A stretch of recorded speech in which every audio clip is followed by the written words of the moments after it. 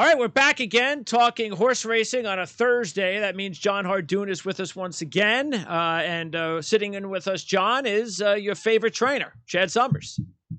Yes, he is. And Chad and I, of course, talked on Monday for a short time, Chad. And one of the things that we talked about, I forget if it was this past week or the week before, but obviously it was the HISA update.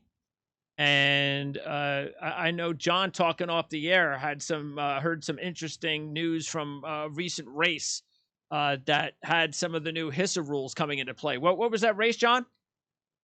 It was yesterday at a small track called Belterra. I think it was the fourth race. The horse that ran second was DQ'd and placed last because the jockey hit the horse 11 times. And I think the limit is 6 before you get a response or whatever. I can't believe they took a horse down. You know, it's the only sport in the world where you get penalized for trying harder. So it's not a good thing. It's a bad thing. And if they keep that up, they're going to totally destroy the game. So. And you knew that was eventually going to happen, right, Chad?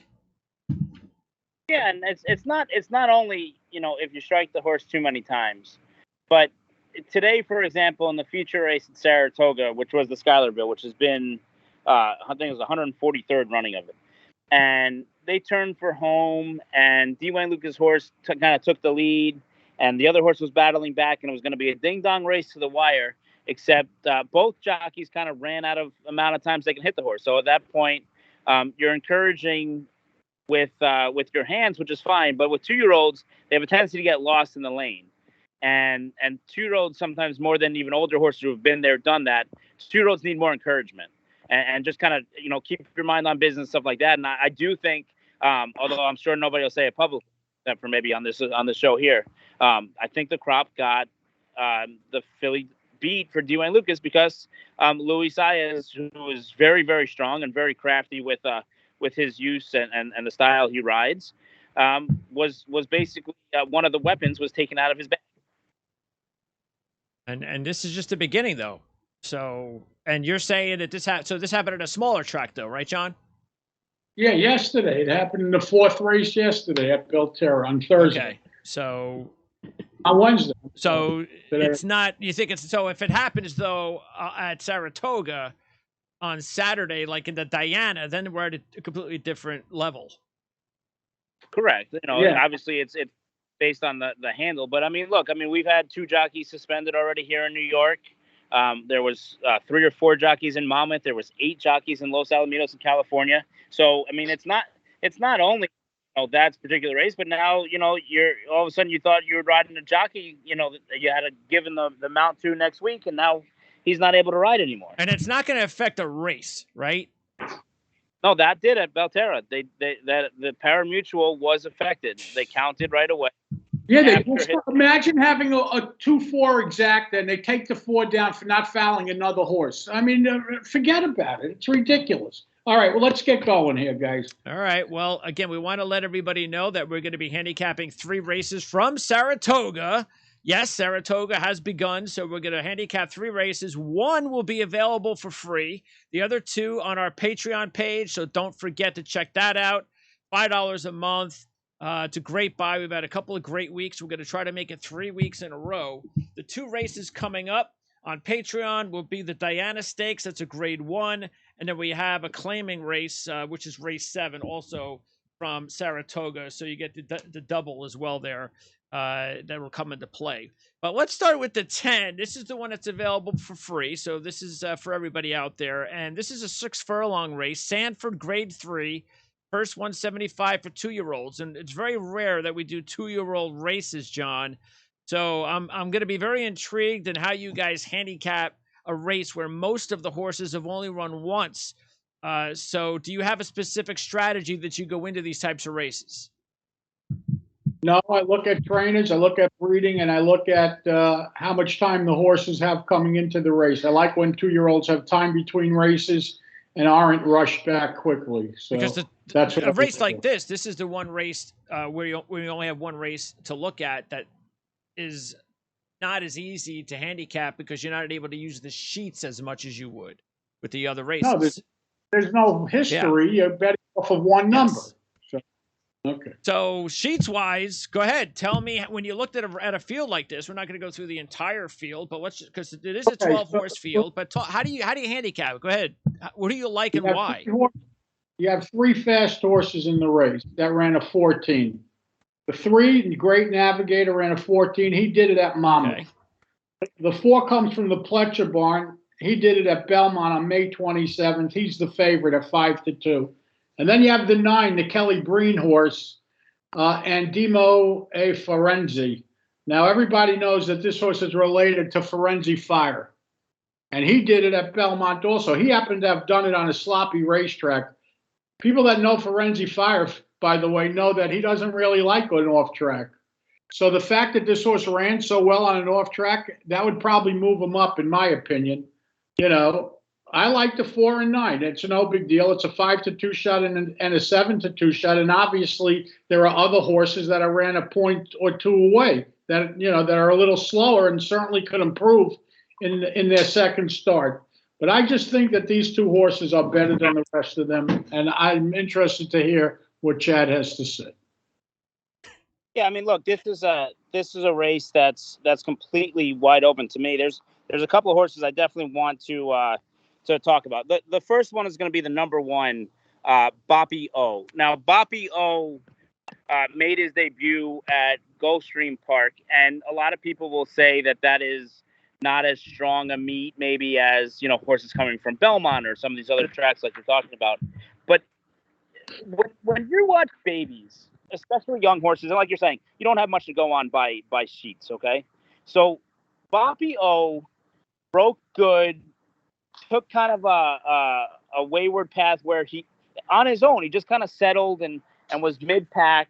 And then when the running was to pick up, he picked up and really kind of closed well. And if you watch the last quarter mile of his race, it's visually, and a lot of times with baby races, you have to go on visual, right? Sometimes you'll go on visual of workouts with first-time starters or what they look like in the flesh.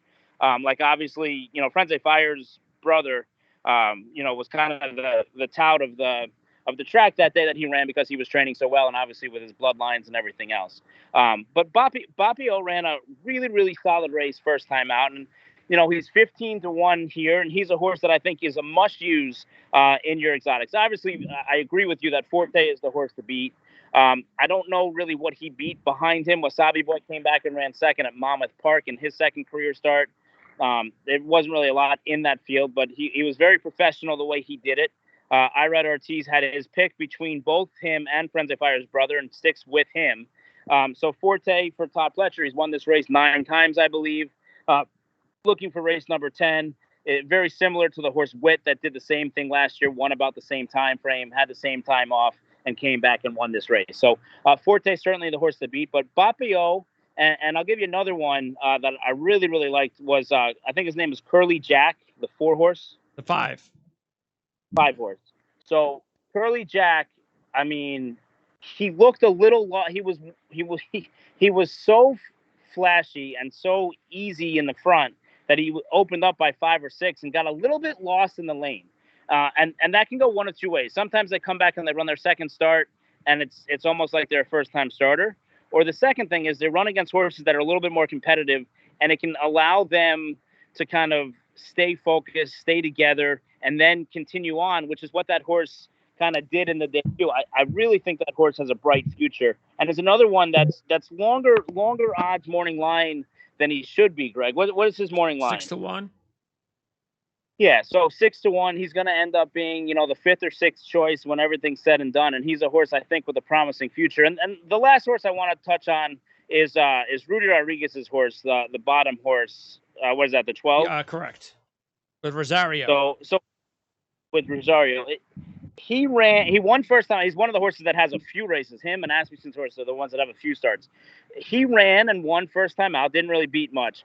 When he ran second time out, it was the Tremont Stakes, and it was a really, really good race for first and second. Rudy's horse kind of gets lost in the shuffle, but if you go back and you watch the replay, he was screaming out for the added distance. He was running on late, which is what I like to see, kind of a progression from start 1 to start 2, which that horse did. Numbers-wise, I think he's probably a little bit light, John, right, as far as comparing. Not that far off, Chad. He has 16s. You need a 14. That's not so far off. I like the progression he made start 1 to start 2. I like the added distance, which he seems like he'll enjoy.